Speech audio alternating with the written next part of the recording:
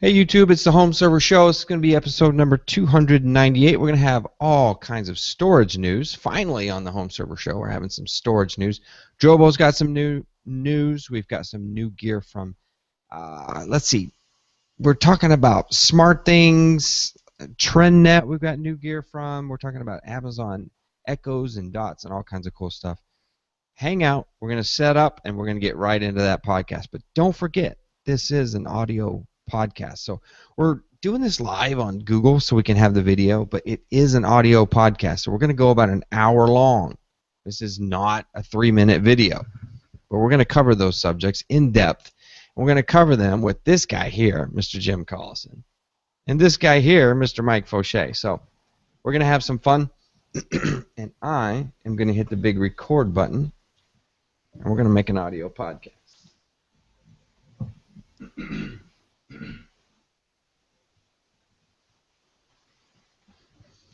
This is a Home Server Show, episode number 298, recorded on April the 13th, 2016. Welcome back to the Home Server Show. I'm your host, David McCabe. I'm joined tonight by Mr. Jim Collison and Mr. Mike Fauché. How are you doing tonight, guys? Good, Dave. How are you? I am good. And you know what? It's been an entire month since I've podcasted, and I've actually, sometimes you just miss doing it, and I really miss doing it. And about 9 o'clock tonight rolled around, and I started feeling like, all right, this is going to be fun. Let's get into some podcasting. So apologize for not having a show for you recently. I've had some things scheduled, and I had to cancel them. So I had some shows ready for you, but I had to cancel them due to some unforeseen circumstances. So I'm still working on those. I've got an epic interview for you someday if I can just get it scheduled, get it arranged. And so hang in there. And don't forget the YouTube channel, youtube.com/David McCabe or youtube.com/HomeServerShow. You can get to it either way. And Mr. Mike Fauché, you're on Twitter as, are you still PC Doc? Yeah, PC Doc's World. PC Doc's World. And Mr. Jim Collison can be found at J. Collison and also at theaverageguy.tv. Okay. The Geeks Network. We are a member of the Geeks Network, the coolest network in town, let me tell you. And don't forget, we've got Observe Tech Podcast and Smart Home HQ, a couple of great shows on the Geeks Network. You really should get out there and participate. So I want to share with you guys a milestone the Home Server Show has recently crossed. Now, this is YouTube. I'm talking about YouTube. We've crossed 500,000 views. So we have over 2,000 members, but we have 5,000 views. 500,000, excuse me. I'm looking at all these numbers at the same time. That is huge. That's half a million of my videos have been clicked and viewed. Going back, Jim, I don't even know what my first video was, but it may have been burning. Well, I don't know. No? It may have been when I upgraded the RAM in my Home Server EX470. My holy cow! That does go back. That was a two-parter. But I think what put you on the map was burning the IO safe. That was the one that put you on the map. That's the one I remember anyway. Yeah. That is the good one. That kind of starts it all off by burning something. Anytime you burn something on YouTube, you're going to get a couple of clicks. It's just for sure. Default. Yeah, it was genius. It was genius. Congratulations on 500,000, man. That's a lot. Well, thanks. And I've got more milestones to throw at you guys, but what I'm going to ask my audio listeners, you guys out there in audio podcast land, is to go out to YouTube. And if you're not consuming that content, you really should consume that content. I've put a lot of work in like the last 4 months of videos. You're going to see differences in the way that I put them together, the way that I mix them, the way I intro, the way I outro. I've really put a lot of work into these videos, and I want you to get out there and look at them and subscribe.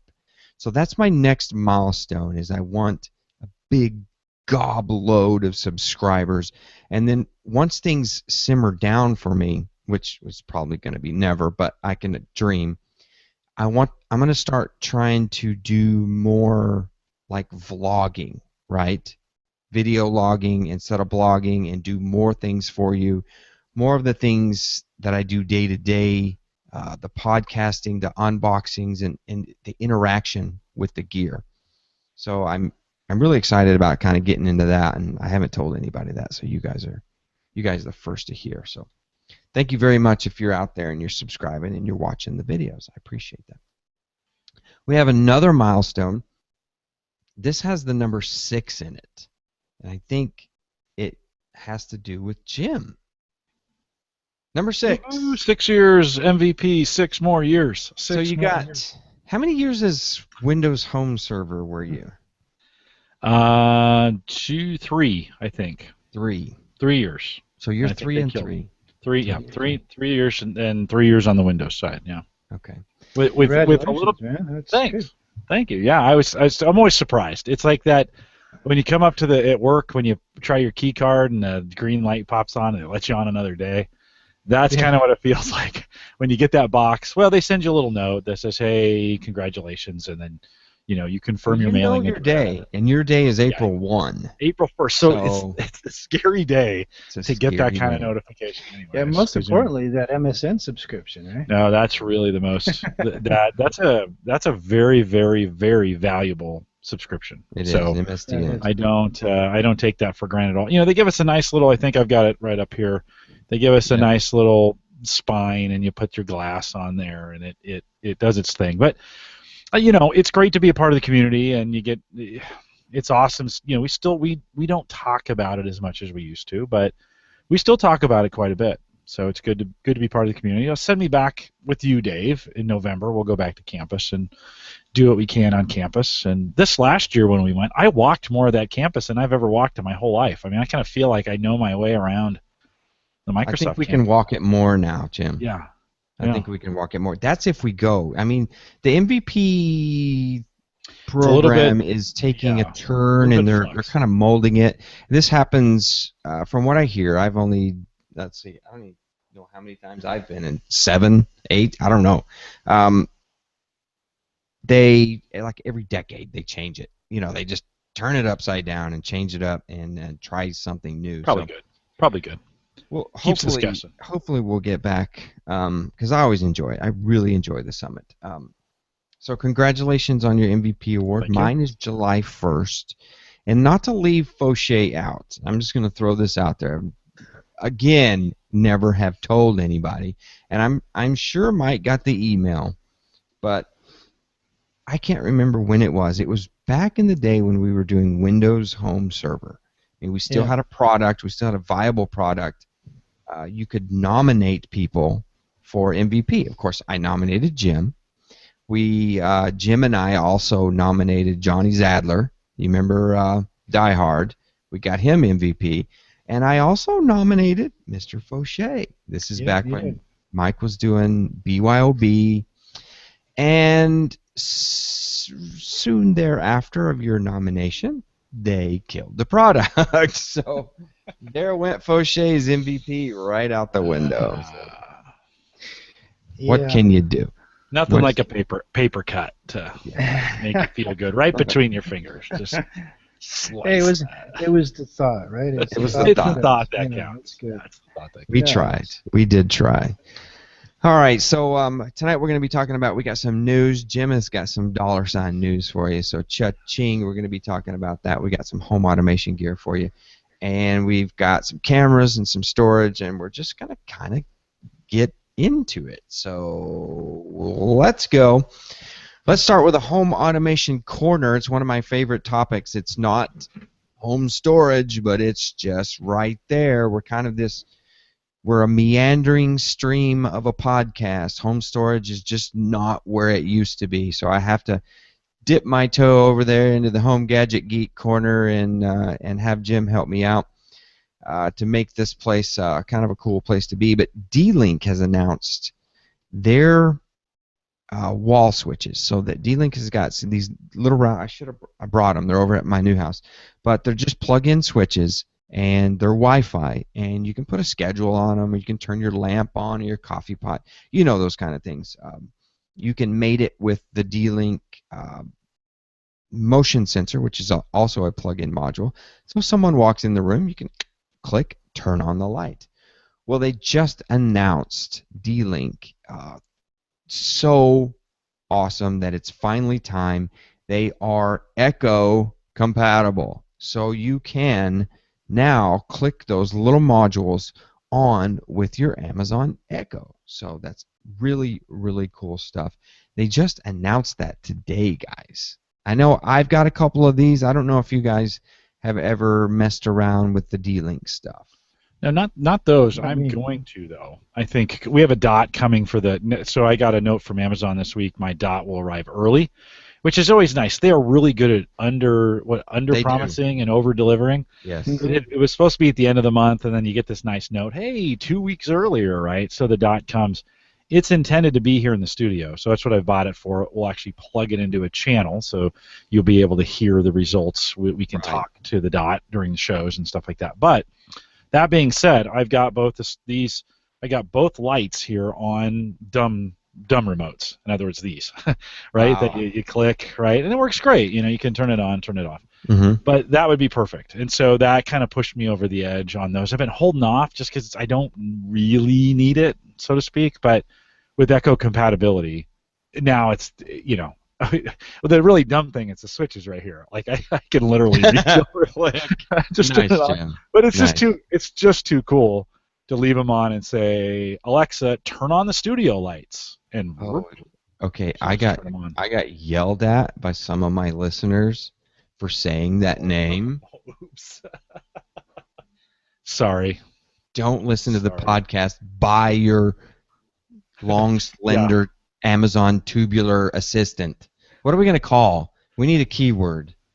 So, like, you mean if I say, Alexa, order a dot, that's a problem? Alexa, play something from my porn collection loudly. Oh, yeah, not safe for Echo listening. Yes. Yeah, I'm sorry, guys. You know, I know you're listening, and if it turns on your keyword, I'm sorry. Yeah. It is so hard to remember not to say that word. Yeah. You know, there was guys we were having fun with some of my YouTube videos when I was, you know, covering that device. People were watching it in front of their device, and it was turning it on, and it would play the music I was asking for in the video. That's the weird thing is I put in the remarks, if you want to break into my house, just go to my kitchen window and, you know, say keyword open bay 2. Keyword smart things open bay 2. I'm not going to give you the exact phrase because you're going to come open my garage. But I've got 3 bays on smart things. So don't do that. Don't open my garage, please. So D-Link is a really cool device. They're also hooked up to If This Then That, and they're simple devices. They're plug-in modules, plug into the wall, and you can plug power into them. Now there's 2 devices. There's a higher end one that also gives you kilowatt information. So it'll tell you how much energy that appliance plugged into that is consuming. And so you can graph that out, and you can check it, and you can monitor it. It's really cool. Where I think D-Link makes their money is their water sensors. Now, check the YouTube channel. Just search for D-Link, and you'll find my water sensor. I did the unbox, and I did kind of a review. It is an awesome, awesome little device. It's a round hockey puck size in dimensions, and I would maybe stack about two hockey pucks tall. Sticks into the plug, and it has a telephone cable like wire that goes down to the floor, and then it clicks into a special wire, which is a round wire, but it's not like open bare wiring, but weaved inside of it, there is like a piece of copper in there. So anytime that gets wet, it alarms. Now you can buy a separate alarm speaker to let you know, you have a water issue, or you can just have it hit your phone, and bam, you've got instant water sensors. Now these things, the cool thing about this is you can get these at Best Buy. You can get them. I've seen them at Fry's. Of course, the best place to get it is probably Amazon, but really, really cool stuff. I like the D-Link stuff. The problem I have with the D-Link stuff is their applications. Their applications are not quite as cool as, say like a SmartThings app or, something highly refined. But now that you've got the Amazon keyword device that you can pop these things on and off really easily, I like that because I use that with SmartThings. And I've got some lamp modules with SmartWings and SmartThings, and they use Zigbee, but I like using the Wi-Fi. I really like using Wi-Fi, so that I'm going to get after it on my D-Link stuff. I'll have to report back. I might just have to pick one of these up. This is the W215. Is that on the plug? Do you know the plug number? I didn't see which one. Let's see. Does that seem right? About $35 on Amazon right now. That's a pretty expensive plug when it comes right down to it. W215. That's or the W110. The W110 is doesn't have all the smarts in it. Yeah. So the 215 is the energy monitoring, Wi-Fi on and off, blah blah blah, phone app. Okay. Correct. Yeah, I may pick one up. I wish they'd put 2 plugs in 2 units, or you could get 1 unit and have 2 plugs and you could control them separately. It'd be nice, if you plugged into the bottom plug and it dropped down and went side to side with 2 of them. That'd be nice. Yeah, that'd be nice. So let's look at the Amazon. I'm going to paste in 110. Yeah. $25. Yep. That's not bad. Smart motion sensor I see is $30. You think about a Wi-Fi plug though. We've been totally insulated to price. By the way, we don't even know what it means anymore. It's like $35 for a plug. Are you kidding me? It's like it's a plug. It's going to get one thing plugged into it. You're going to be able to control. That's still pretty expensive. You have one job. That's it. We're totally used to, I would say, I'm thinking $30 to $50 per sensor. Mike? Yeah, I was going to say 39-ish, 35, 39, $40 doesn't seem unreasonable. Yeah. If you're used to buying Insteon stuff, this isn't going to surprise you at all. I was thinking though, you mentioned one device, you get a extension cord that's got about 12 plugs in it. You put all your stuff on there and just turn it all off at once. I'll put all 12 of my lamps in one corner of my house. Now you're running cords around the living room just so you can say one keyword and turn everything on. That's right. Don't forget, D-Link has thermal shutdown. You pull too many amps through it, it's going to shut down. That little bitty device will shut itself off. It'll thermally protect itself. So if it gets hot. And there is no ROI on this, right? We can agree. You buy these things, they're not going to. They always say energy savings and convenience, right? Yeah. No, you're never going to. On one device, you're never going to save enough to recoup the cost of something like this. So it's pure convenience, right? Yeah. Well, I think you could argue ROI on an entire system, maybe, but not on one plug or selective use just for purposes of saving lights. It's got to be put to something else. Like if you're going to get into controlling something else, it might be worthwhile. Yeah, and Rennie makes a good point in chat that there is value in the home automation piece of this and being able to control your lights remotely when you're away or put them on a timer. I mean, there's a lot of home security in that. So there's some value in being able to do that. And for me, being able to turn the lights on and off as I sit here, not a lot of value, but it's kind of nice to say keyword, turn the studio lights on, and boom, they come on. the family uses the Echo all the time to turn on and off the upstairs lights. Mm-hmm. So that, it's just one of those things we always think, oh, well, this would be great energy savings. Well, not really. No, it you might gotta save you from pulling a muscle, when you reach for the light switch. True. Yeah, that wing injury. No, if you need some help selling this to your spousal unit or your accounting department in your home, it's like an insurance policy. Start with the water sensor, and yes. put that by the washer and dryer. Put that by your sump pump. All of that good stuff.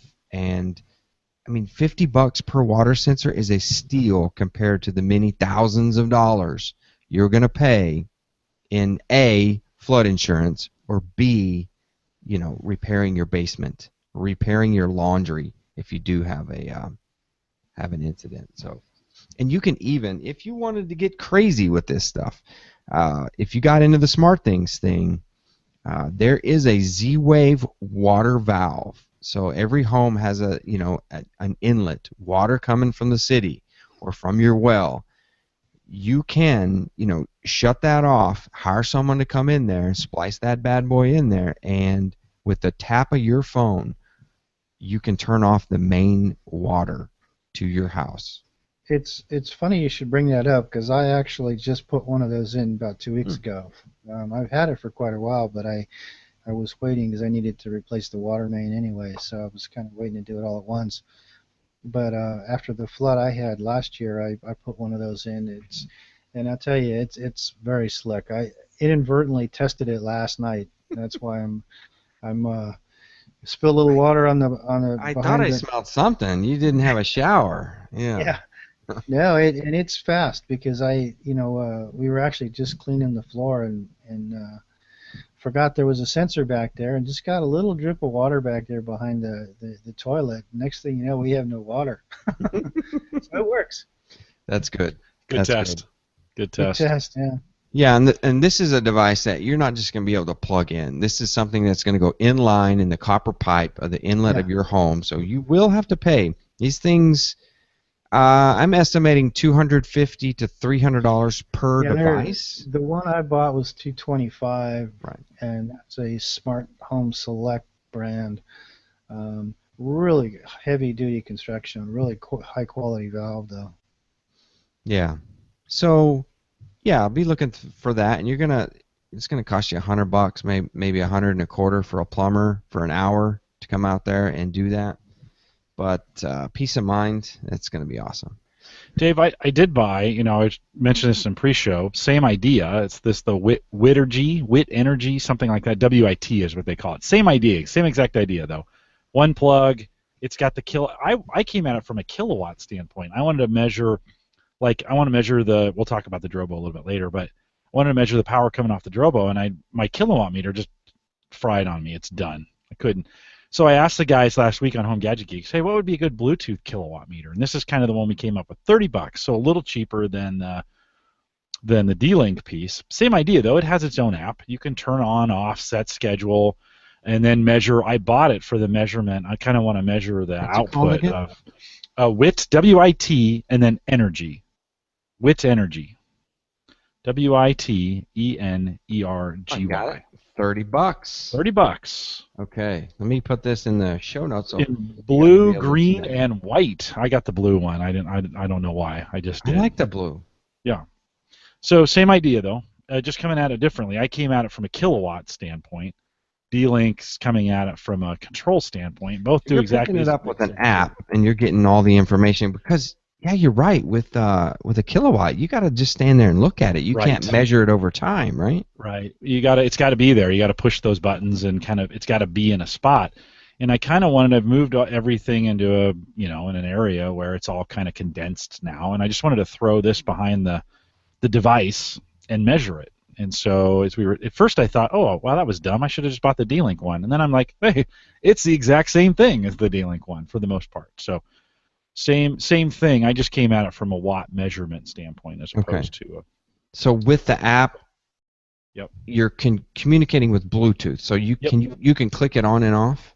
On and off. You can, and it's not Wi-Fi. It is Bluetooth controlled. Right. I don't know if it's Wi-Fi or not. I have to look, but it's got the app. And then yeah, same thing, all-in-one energy meter, on and off control, auto timer, programmable timer, scheduler, energy measurement. Control it on your smartphone. Free app for download. Reduce energy cost. I love always that reduce energy cost. You're like, yeah, no, it's not really gonna do that. But yeah, so I just picked that one up last week for $30. Awesome. Bluetooth control though. I like that actually from the kilowatt point of view as well. I wouldn't mind getting one of those.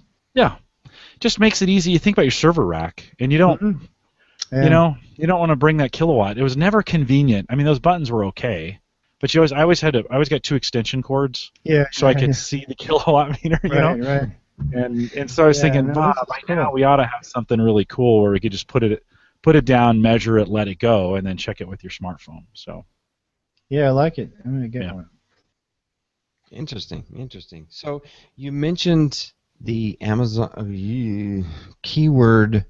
Okay, Amazon. Yeah. Keyword dot.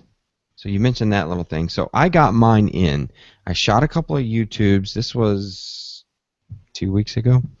Go check them out. They're really cool videos. Unboxed one. I did a sound check side by side with the larger one to the dot, and then what I wanted to do with this thing all along is I hooked it to my home audio system, and I just pushed music to it right from my Android phone. Or that's what I used to do with Chromecast, but I just asked the dot to play me a song, and my house just lit up with music, and I was just like, this is what I've been looking for ever since I got the Amazon keyword device. So it's fun videos. Go check them out on the YouTube channel, and I'm really happy with the dot. I bought 2 of them, Jim. That's all you can buy. I got 2 of them, and honestly, I've not even taken one out of the box because it's supposed to go. I can't decide what I'm going to do with it. I'm really working on my home automation in my new house, and I've come up with something I call a super tablet. I'm going to have some wall-mounted tablets, and they're going to like motion detect when you walk up to it. It's going to come on. You're going to get all the smart tiles for smart things, where you'll be able to exit that and then look at the cameras and all kinds of cool stuff. So I'm still working on it, but I also want to do music straight from that. So I'm looking at that as well. In our house, my daughter and my wife, they're the music players. Like I don't ever listen to music. I listen to podcasts, or I listen to ESPN. I get a sports flash, some of those kinds of things. I kind of consume it for news and weather and all that kind of stuff. But man, the girls are just, if I go look at the logs, they are always on the music. And so it'll be interesting to see, for right now in this house, the Echo works just great for that. It's fills up the kitchen, and that's where we live most of the time. I mean, that kind of works. But we're going to move. Next summer we're going to move, and be interesting to see in the new house. Do we go with more a whole house kind of environment? And I'd love to get it. I think the dot would be awesome outside. That's the kind of the thing. Like I'm out on the deck. I was working on the deck this weekend, like I've been doing for the last 2 or 3 decades, and.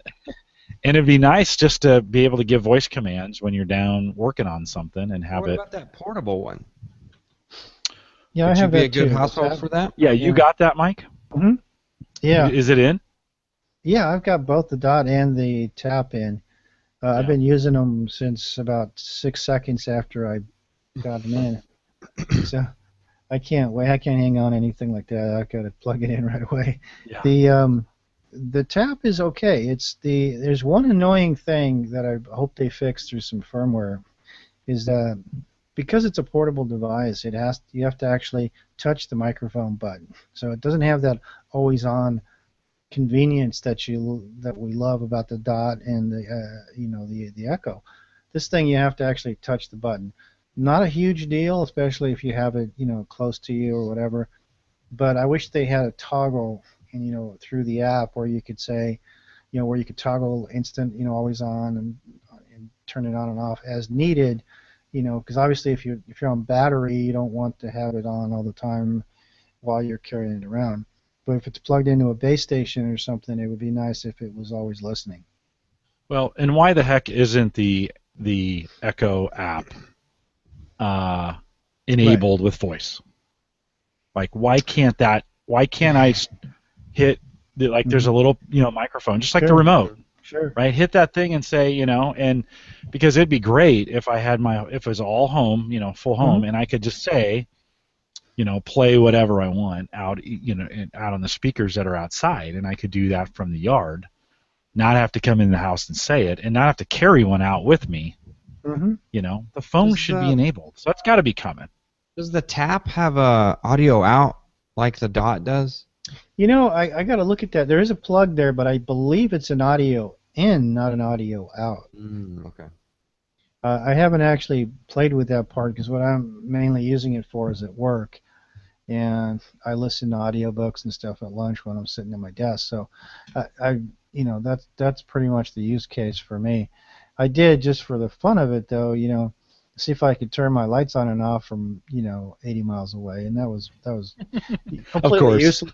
Completely useless, but it was cool. Yeah. Unless you forget to do it when you're. Yeah, sure. Then I it do that comes in handy. with my app, but Right, I've limited to about 10 or 12 items that I control through the Echo in terms of home automation. So I limited it down to filling the pool and some strategic lights around the house that I'm constantly leaving on.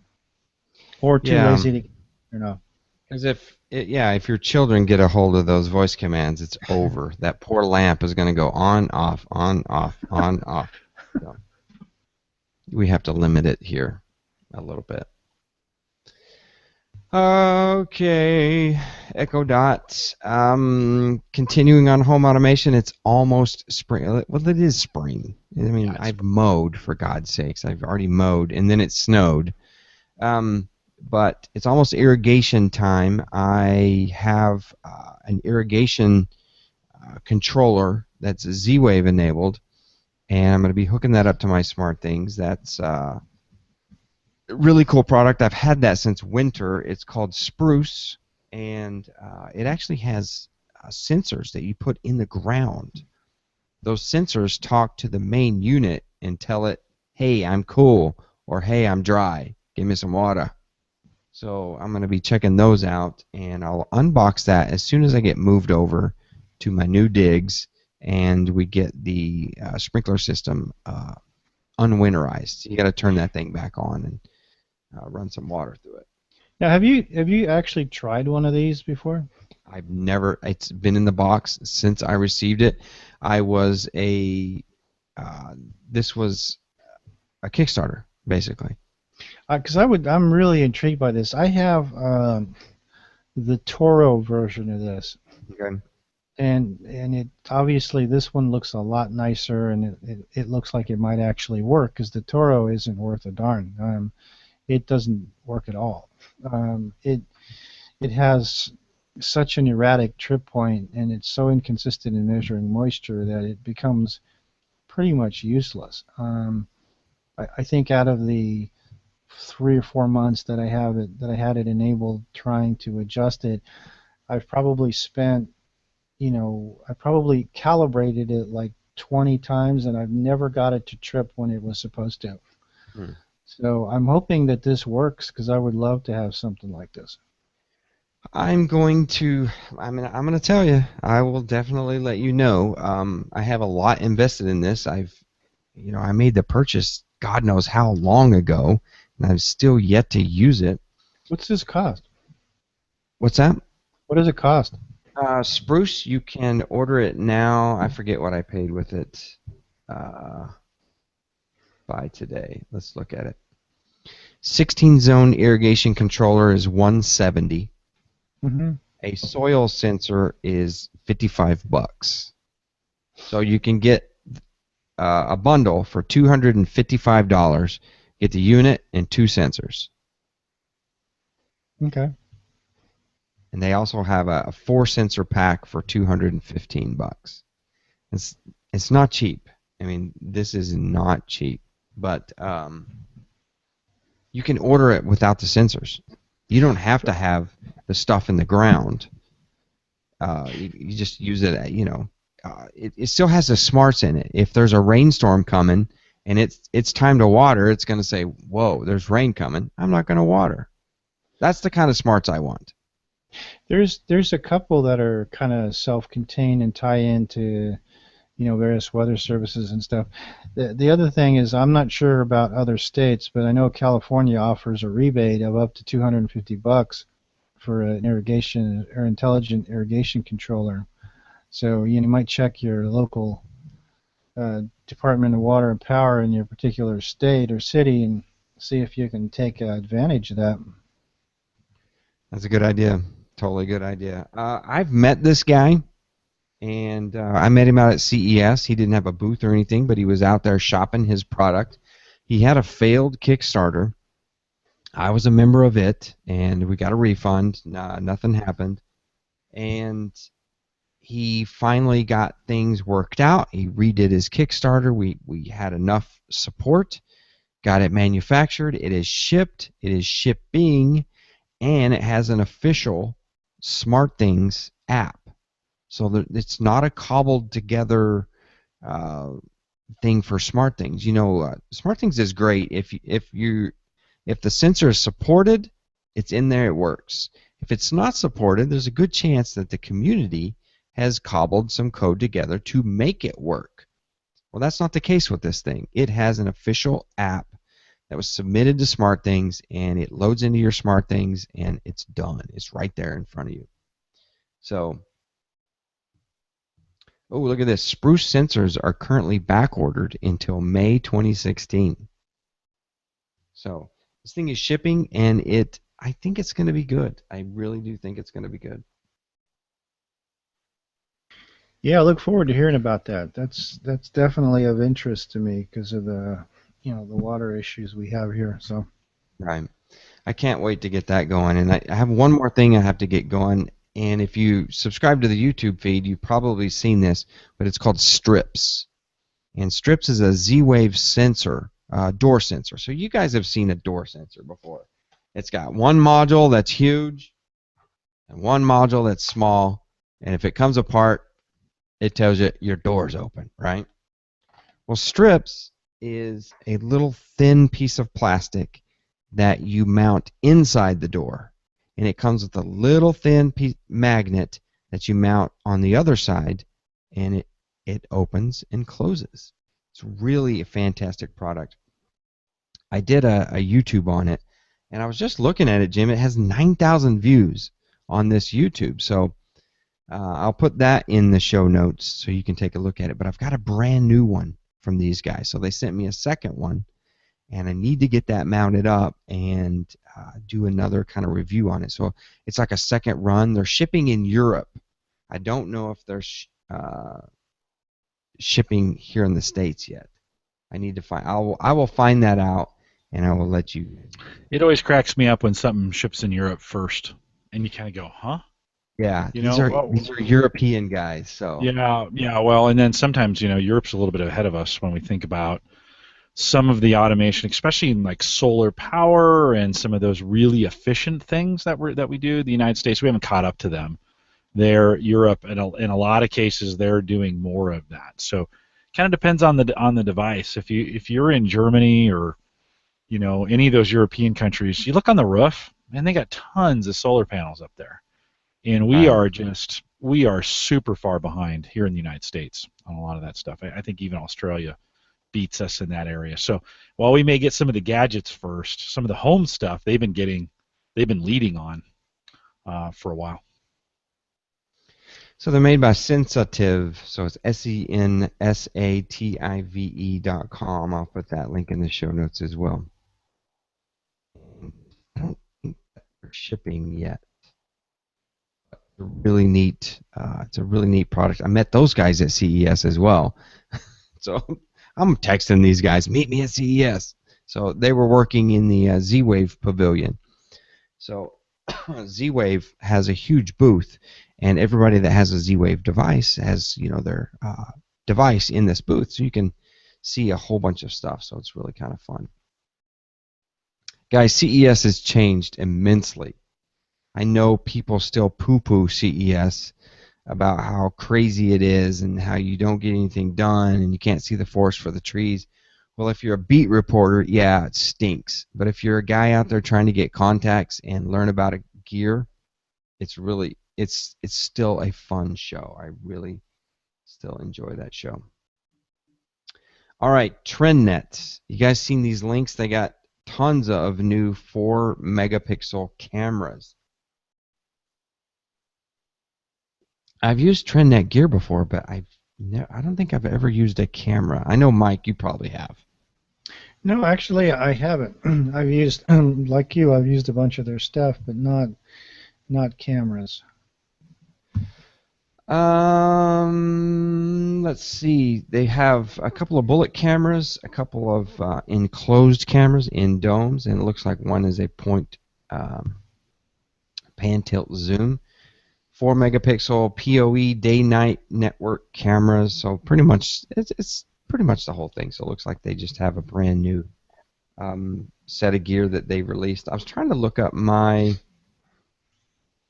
PoE switch, because my next piece of news is a new power over Ethernet switch. Hang on, I'll find it. Problem is with my Amazon order page, it's just like one after another after. I probably ordered 3 things today. It's just how it is around here. Scrolling back. It is a TrendNet. Yeah, because I think you bought the same one I did. Yeah, and you said you liked that switch. I do, yeah. It's a nice little 4-port. I have 2 of them actually, and it does the job. You can localize it to the areas that you're looking to hook things up to. Right. So you can, I just call it like a remote wiring closet, right, or an extended wiring closet. So if you put one on your top floor, bring all your Cat 5s to that. You don't have to drop all those new Cat 5s to the basement where your rack is. Yeah, that's. I ended up putting one in where my office is, and then one in the garage. And the garage has got all the cameras, the PoE cameras, and that works out really well. And then I got the access points going into the office. So. And I'm still working on that. I have one I've got that Rio Link mounted in my basement, and it's actually pointing. It's in the ceiling, and it's pointing down at water equipment. So we just had a brand new water softener installed and a brand new reverse osmosis installed. And we had some issues with the installers who they pulled all the lines. The plastic plumbing, when you put junctions into it, it's got those little junctions. You push the tubing in and you pull the tubing out, and it cinches and it makes a good connection. Well, they did all of that, and they stapled it up to the wall, and they turned it on and they walked out. I think maybe I told this story before. They turned on the entire system and they walked out of my house. So the system, it initializes and it thinks for a couple of minutes, and then it starts building up pressure. What happens? Water spewing everywhere, all over the basement. And I'm sitting here in my other house thinking, I don't think I locked up tonight. I better go lock up. So I drove over to the new house, walked down to the basement, walked into the door, and I hear water running. And I'm thinking, oh, okay, that's the reverse osmosis. It's working. Those guys got it done. Yay. Because to make, clean water, reverse osmosis water, you do burn a lot of water. So it does waste a lot of water. So I thought that's what I was hearing, hitting the drain. But no, it was water streaming down my wall, hitting the floor. So I would have been a good candidate for a. Why don't you get a water valve there? A water valve and a water system. Yow. So TrendNet launches some high-powered PoE Plus AV switches. Now these guys look like rack-mounted switches. I will give you the details in the show notes. 16-port 10100. 16 PoE Plus. Wow, this is some big. There's a 16-port gigabit PoE, the big time switches. So looks like TrendNet launches everything in the spring. We've also got some brand new USB-C adapters looks like for laptops. I've got HDMI out, VGA out, and also an Ethernet adapter over USB-C. Man, that was Home Automation Corner. How long are we into this? Well, that's the Home Automation Podcast. That's the show, 298. Thanks for listening. Now we got some storage. IOSafe has an outlet store. I wanted to remind you guys of that. I will put a link in the show notes. Anytime they get scratch and dent merchandise or returns, they're going to put it in their outlet store. IOSafe, if you didn't hear that, they're the guys that make the industrial hard drives that can withstand drops, shotgun blasts, and fire and water and all that kind of good stuff. So I'll put that electric shock. Yeah, electric shock. I'll put that link in the show notes. I think we've seen IOSafe withstand everything. I got to shoot at it with an M16. That was fun. That was cool. That was fun to unload on those things. It was. I missed. I did too. I hit it with the shotgun. Well, I think we all hit it with the shotgun. A lot easier. Yeah. It was a lot easier with the shotgun. I thought for sure. I stood up there with that. I thought, I'm going to put the bead on this, and I pop. I fired one of these before. I'm going to nail this thing. Yeah, I think it's thinking. I think it was the person who never shot before that. It was an old lady. Went. She sprayed all over that range. She hit like the side of that thing. It was awesome. Destroyed it. It was awesome. I still have my IOSafe Solo, 1 terabyte drive, which was gigantic in the day, and I'm not really using it very much, but I could. There's some things I could plug it into. I only have a 500 gig, Jim, and I'm going to start using it again. Yeah. I've decided that I'm going to start a backup. Mission critical data that you want to keep local, that you want to keep protected. It's still spins. It's a great drive. I just need to hook it up, and had it on the server for a while, and then I was using it for a server backup, and then that got too big, and so we took it off. Yeah. So the dollar signs are back. They are back. Drobo is back with a vengeance, and I'm gonna admit this caught me off guard. I'd kind of written them off, So if we take the backstory, a year ago, Mario, who was a good friend we've had on the show many times, the previous owners of Drobo sold to Mario and that team. Mario was pretty much just a employee at that point, but there was a team there kind of before we got involved with them. And the team that got Drobo to where it's at today was basically let go. And the new guys from Connected Data came in, and they'd been the previous owners, and it went dark. And I mean dark. Like, I'd been tracking their news and doing some other stuff, and there was nothing. And I kind of thought, well, it's over. We're done. They're just going to head off into the sunset. Something, though, it's weird. 4 or 5 weeks ago, I took down all my Windows servers, and I put everything back on the Drobo. I'm like, well, my kids bought this for me. It still works, and it works great. I'm just going to move everything, all my files, all the, everything I keep in a file store is going to go on the Drobo. So nothing, then all of a sudden I start seeing videos popping out, and it's one of their marketing guys, and it's their president, and others just talking about Drobo. And I'm like, what? What is going on? So I watched one of their videos the other day. By the way, pricing hasn't changed. Still dollar signs in chat. And I'm a little disappointed we've gotten this far. It's because Tim is not listening to us anymore live out there. But I need to see some dollar signs in the chat. If I'm talking about Drobo and we're not seeing dollar signs, that's a little just disheartening. Prices are still the same, although they're offering pretty good-sized discounts. You can easily get $100 off at this point, just about anywhere. The current coupon code I found was MARK, the name MARK, M-A-R-K 100, gets you $100 off if you want to buy it like the 5N. That'll get under $500, which isn't too bad, but they have updated their dashboard and their firmware. In preparation for, so CrashPlan actually works again, which is really cool. That had stopped working for a while, and then about 6 months ago it started working again, and now it works really, really well. And they have very clear instructions about how to set up a remote kind of CrashPlan instance so you can monitor it from any PC on your network, which is really, really cool because you don't want to, you're not going to run that thing technically. You're not going to run the CrashPlan dashboard on the Drobo itself. You're going to want to run that on a PC or a Mac or something like that. So they've got some ways. You can do it in Linux. They even have a Linux option that you can run that on there. They have the new service they came out with, though. It's called My Drobo, and it's there's 2 new apps called My Drobo and My Drobo Access, and its own cloud for Drobo. So now remember the old Pogo plug? This is what Drobo never really did very well, was get access to your data from anywhere. So now I can go to mydrobo.com and put in my username and password, and boom, my data's right there. So it's like having my own cloud, which a lot of folks went to. But they also have an own cloud client. So if you're an own cloud guy and that's what you use and you want to do it that way, you can use their client on the Drobo as well and make it work. They have apps. I mean, I've never seen this many apps in their app store, and they all work, which is crazy. Elephant Drive is out there. Firefly, which is an old media server for iTunes.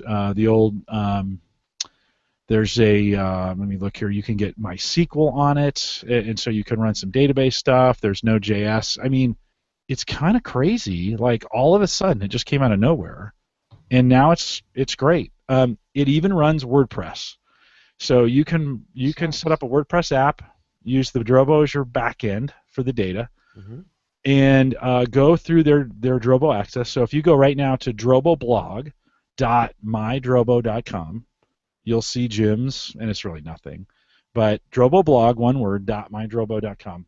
That's the WordPress instance that I set up on the Drobo, and it's running right through their server. And I could buy a URL and then redirect it and make this thing work.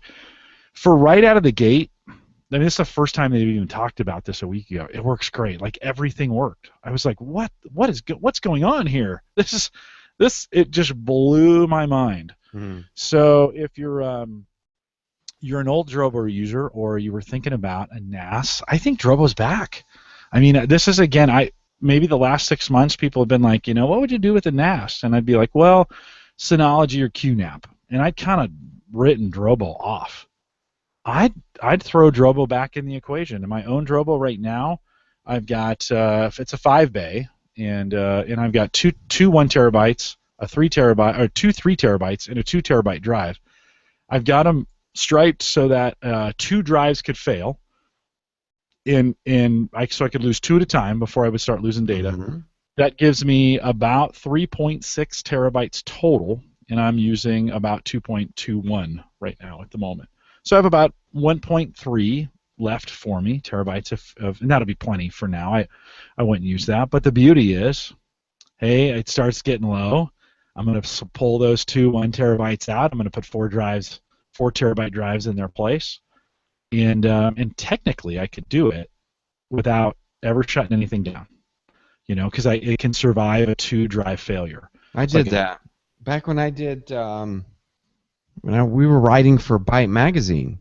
I had a Drobo review, and I tried to break that thing, pulling drives and doing that thing, and it worked good. Yeah.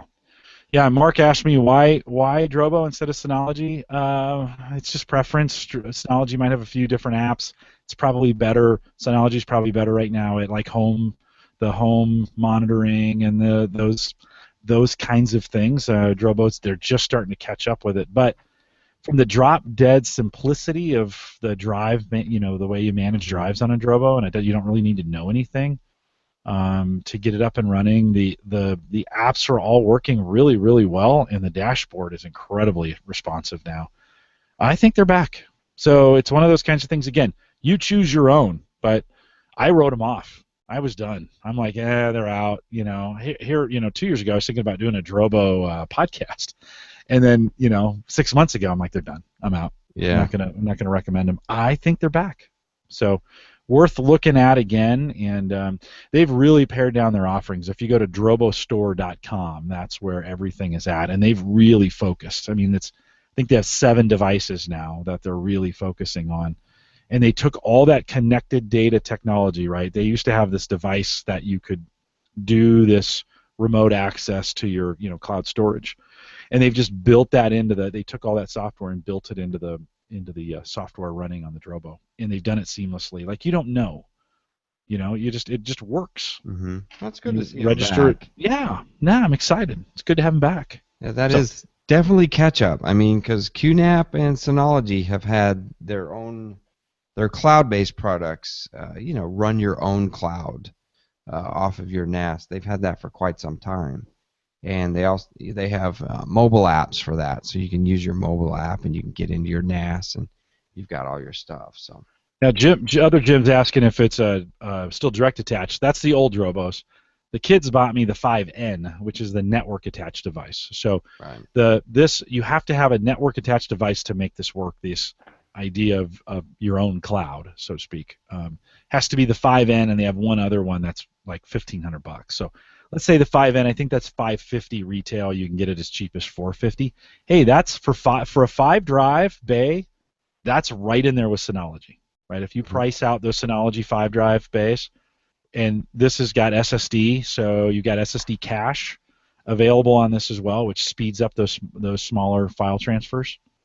I was thinking about doing that too. A little SSD cache. Yeah. So it's pretty cool. Welcome back, Drobo. Good to have you back. Welcome back. Dollar signs. Cha-ching, Still no dollar sign. Oh, there other Jim threw a couple in. Thank you. We have to have that. Synology's got a cool thing where when you buy a Synology NAS, you have a Synology account. So with that NAS will come a Quick Connect ID. And you can create whatever you would like as your Quick Connect ID. I would not make it something very simple like ABC123, but you can make it something that you can remember, and you don't have to remember a long URL. So your Quick Connect ID you put in your apps on your phone, and that will take you directly to your Synology NAS. You don't have to remember the URL. However, in doing that, it does have dynamic DNS, so you can pick from a long list of domain names of something to remember, and I use Synology.me. So Synology.me, and you can pick, you got to pick something kind of crazy so people aren't going to guess it, but crazy name .synology.me, that also gets you into your NAS. So you can use Surveillance Station or your cloud or whatever you got to do.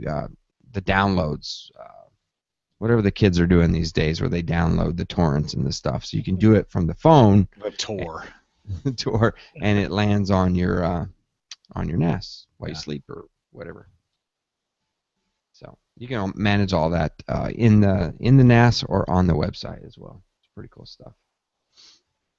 And Plex runs really well on it right now too. Just a side note, we always talk about Plex, but it's always run, but it runs really well right now. I always talk about Plex. I always talk about how I'm going to run Plex someday, and I swear to God, when we move, when I get done, I've got this huge laundry list of networking things to do. Excuse me. I've started, Jim and Mike, I've started with my router. When I got over there, I got cable internet, and I didn't have a router. I didn't have anything to use over there. So I took my pfSense backup router. So in my rack here at Home Server Show headquarters, I'm using the Airport Extreme, and I have the pfSense as a backup, and I'm just sitting there. So if anything were to happen, I could just plug it in, boom, done. So I took that over to my new house, plugged it in, cables going. I just put up a single access point so I could have data over there, so I wasn't using my LTE data. Done, fine. I decided I need a router. I can't do this anymore. I went through pfSense. I looked at it. I was like, you know what? If I can't map a port in 5 seconds or less, I'm done with you, router. I'm done with you. Not going to do it anymore. I don't have the patience to do the new Untangle. We've been talking in the forums.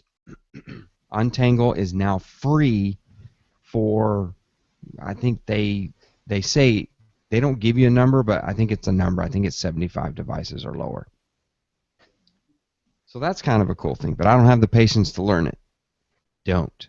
So I was digging around Amazon, and I found a Cisco router. Now, about half of you went, Cisco? Huh? And the other half of you went, oh, grumble, grumble, grumble, Cisco router. Right. Those routers suck. Mine Untangle and my pfSense, But hear me out. So Cisco had a thing on their website where you could do a demo. You could demo the GUI, right? So you could try it out. So I tried it out. I mapped a port on a device I don't even own in like 10 seconds. And it was easy. So I know it's easy on the other devices. You guys have probably learned it that quick. No, but it's here, hard. it was just a couple of clicks.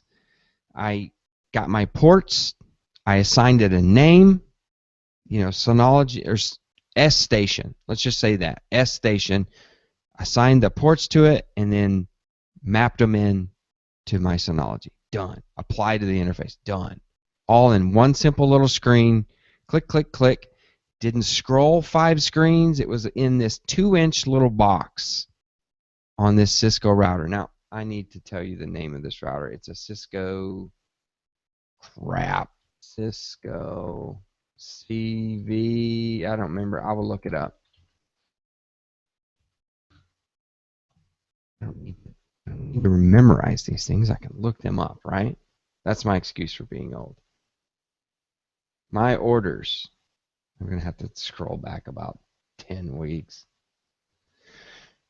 So, guys, it was about, I'm going to say 198.50. There's a Cisco RV325. Now, the Cisco RV325, which I am putting in the show notes, also has a 16-port hub on it. It has a secondary port that can be a second WAN port, or it can be a DMZ port. The coolest thing, if you like routers and you like doing things like this, I made it a second WAN port. And I clicked that into my old switch, which, see, I changed my IP scheme. I don't know what I was thinking when I thought, why don't we just change our IP schemes? Why don't we have to log into every freaking device I own and redo it?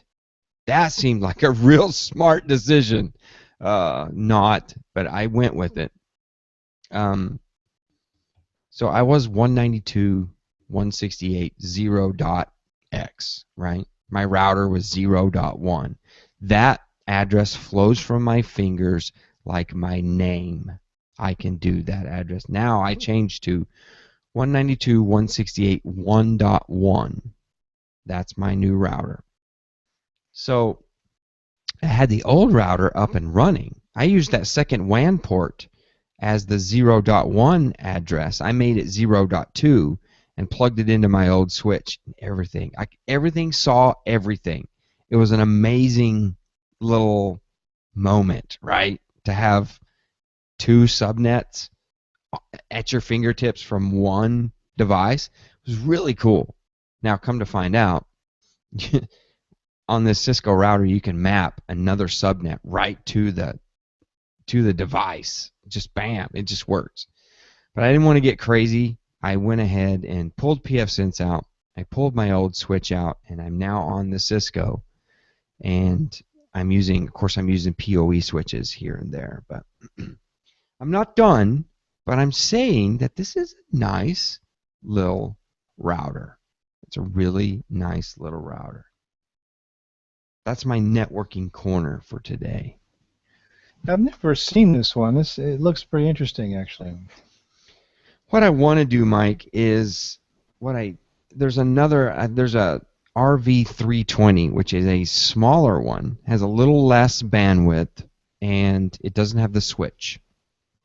I wanted to do a site-to-site VPN from house to house to be able to see cameras and all that kind of stuff. Sure. So I wanted to try to do that, but I haven't bought that other router. I don't have time right now. I simply do not have time. And if I have both of the houses for much longer, I am definitely going to do that. But I don't know what I was thinking to change my IP scheme. It has been. That's a commitment. Especially, I think last time I checked, I have, 35 in the house probably, but everybody's phones and all the devices and the servers and VMs and you change that. You kind of commit to it. Yeah, you think about it. Printers. Right. It depends on what you're using. If you're, it's not necessarily a big deal if you're controlling everything from the router. I don't use I use a lot of static IPs, but I don't use any of them from the device. I do them all from the router. So if I want to change, it's just a matter of going down the list and changing it. And it's not a huge deal. Of course, you have to reboot everything or whatever. But some of us like to map like those IPs to particular groups. So like. Sure. 105, and again, it's you don't have to go to the devices to do it, but you got to kind of go through and set those all back up, and so they take a little bit. They take a little. Yes, and I'm in the horrible habit of mapping static addresses to like cameras and things, so I know. And I should set it from the DHC people, and then go to the router, and then click static done. Yeah. Then write it down. But even that is a little bit of work. Like if you have a bunch of devices, you get them set up. You got to spend a little bit of time tracking everything down, seeing what it is. If the name doesn't show up, you got to go by, MAC address. You're like, what is that thing? You know what? That was my revelation, Jim. Is my new revelation, because we are getting into so many of these products that go straight to the MAC address, and it's bringing it to the forefront. It's bringing it to us. Circle by Disney, Eero Wi-Fi puts the MAC address right in front of you on the app. Luma is going to do the same thing.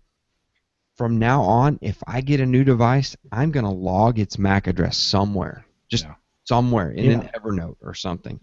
That's probably the key. There's a couple utilities that are really slick for doing that. They're mobile-based utilities. One's called Fing, F-I-N-G, and the other one's called Net Analyzer, and it'll read whatever's on that same subnet. And you can switch to different networks in your house and read them all independently, but it gives you a nice snapshot of, the device name, the MAC address, the IP address. And you can export it to a Excel file and do whatever you want with it. It's pretty slick. Dave, let me piggyback on your network topic. So we picked up I bought a really crappy TP-Link wireless access point. They were like $30, $29, whatever, right? Maybe a year ago, and we all bought them. We wanted to see how good they were. And out of the gate, they weren't bad, but it gave up the ghost. It kept locking up. So I thought, what the heck? Give me a good chance to get on the OnHub bandwagon. So I picked up the TP-Link OnHub from Google. They have an ASUS version of this as well. Really nice. And installed it over the weekend. Talk about drop-dead simple setup. And I mean, you plug the thing in, you fire it up, to get to the back ports, you just literally twist the cover and lift it up and plug the stuff in and put it back down. Install the app, connect to it, and you connect to it a lot like you would connect to an Amazon Echo. So you change your phone over to it, and then your phone connects to it, and you go through and do the setup, and there's password stuff. We set it up, and I have not yet made it. It's its own subnet. So it's anything wireless in the house is being picked up on a different subnet than what's going through pfSense. Still goes out through pfSense, but it's been great, and no downtime so far. I mean, it's great because Sarah was coming down here begrudgingly every day, rebooting that router. It would just lock up on her. It all started when the kids brought the PS2 or the PS4 and the Xbox home, and I don't know why that was. They connected to it wirelessly. It must have just pushed too much through it or something, and that thing just died. But up and running. So real pricey. This is the same price as your router, right? These are $185 on Amazon, $199. They're in Best Buy. I think you can even get them at Lowe's or Home Depot. Well, that's got an access point on it, though, Jim. Yeah.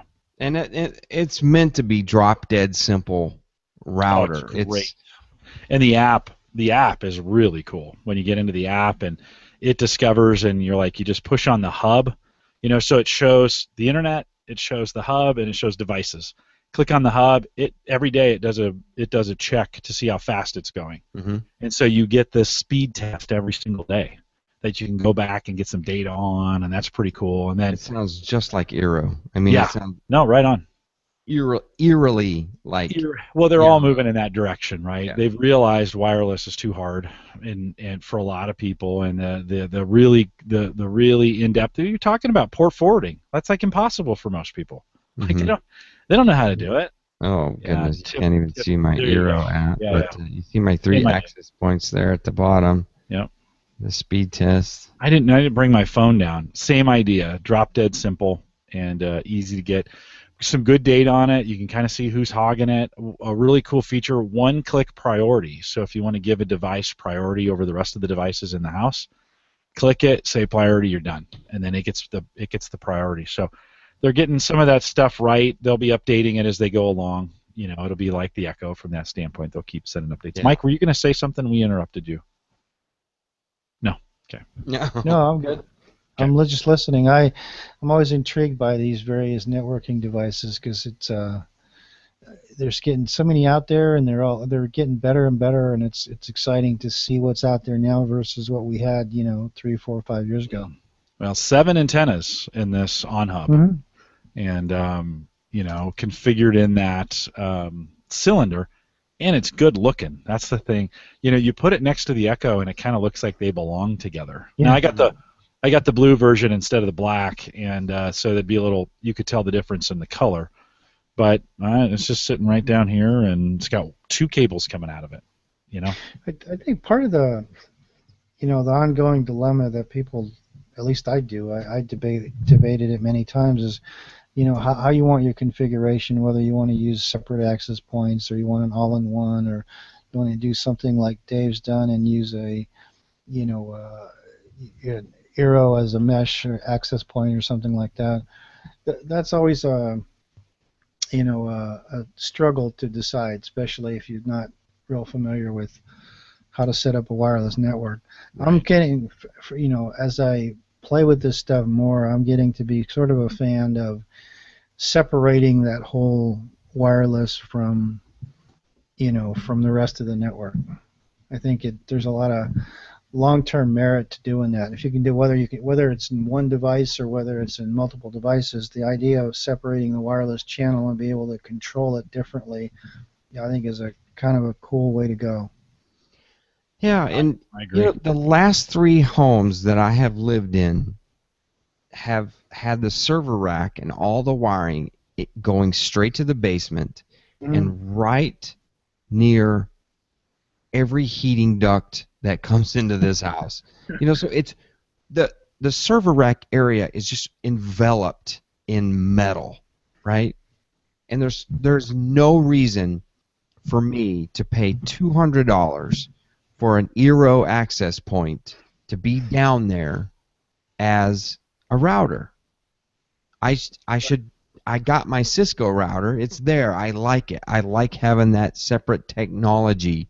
I know if I can separate one from the other, right? If I'm having router issues or if I'm having Wi-Fi issues, I'm with you.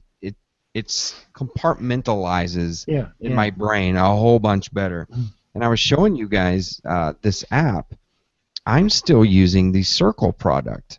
Now, one thing that I have done is when Eero showed up, I named it a different SSID. So not only did I change my networking scheme at my new house, but in my old house, I changed my SSID as well. So Circle was on the old SSID, so it's still looking for that old SSID, but it's plugged into Ethernet. So anything that jumps on my network, whether it's on the Ethernet or whether it's on Wi-Fi, goes through Circle. And I can tell it lands in the home application right there. See the little home in the middle? It lands right in there, and it will tell you, hey, you have a new device. And right now you can see it says you have a new Android device. And if I click that, it gives me the MAC address, and it also gives me the manufacturer, which happens to be HTC. That's the new Nexus 9 tablet that I just purchased. And now I can assign that to whatever profile I want to. I assign it to my profile, to Dave, which has 0 filters, right? 0 filters, 0 bedtime routines, and 0 time routines. So nothing gets filtered. It does not watch me do a thing. But for the kids, I can turn their internet off. I can turn the app store on and off straight from the device. I don't have to use restrictions on their iPads and log in like that. And they're just like, Dad, I want to download a ABC game or, whatever they want. I just turn it on with Circle. Boom, turn it on. All right, you done? Okay, boom, turn it off. So it's still a fantastic device. Yeah, conceptually, I think that's not a bad way to go. I'm kind of going probably a little bit extreme, but I kind of along the same lines. I want to control what gets on the network, so I have an access point with a set of SSIDs just for me. And then I have one that's on a more secured network for the rest of the household. And then I'm actually putting in a third one to handle and to convert all the Internet of Things and all of the other connected devices. That's actually going to be ported to that. And all of those will actually go into more or less a separate router, but it's going to be more of a separate subnet than a separate router. I thought about doing that.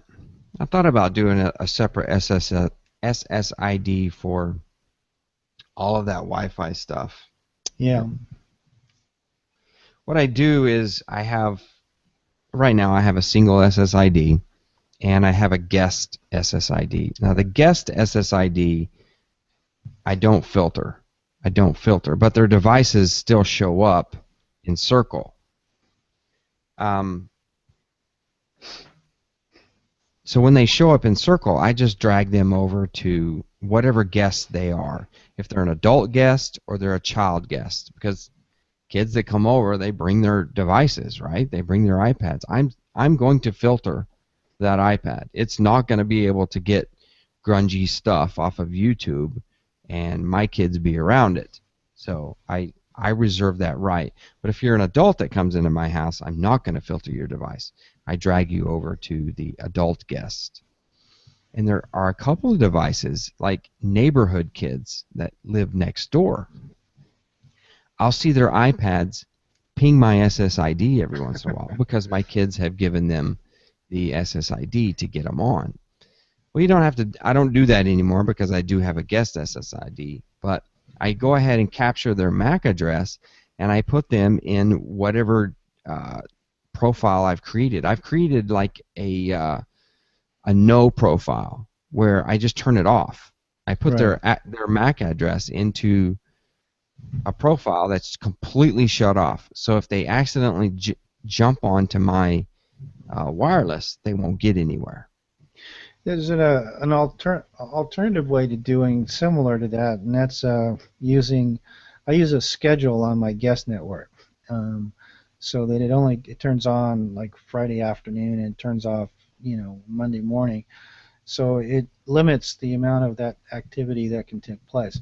I don't really have that problem too much, but I still don't like a lot of stuff floating around that can get access to.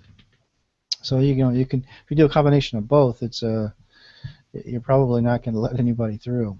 Yeah, I jump on the Circle app and I tend to it.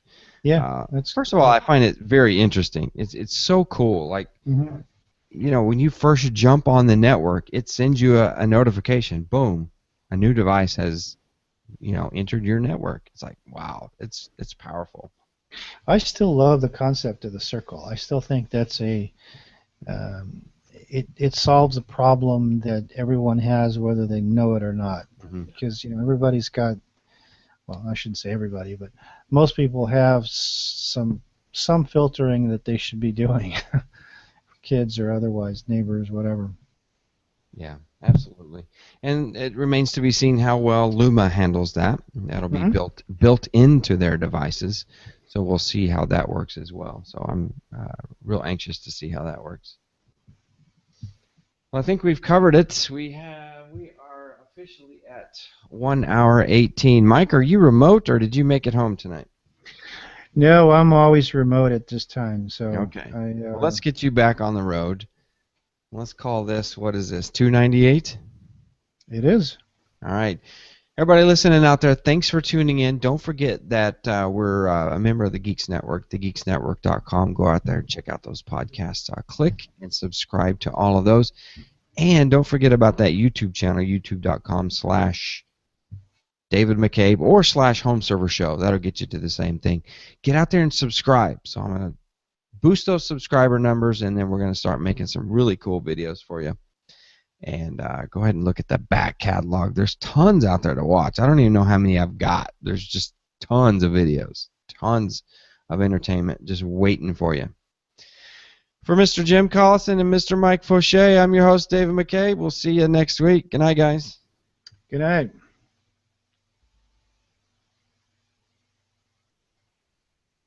Woohoo! Good. All right, good night, YouTubers. I'm going to click the button, and thanks for if you watched all the way to this. Yeah.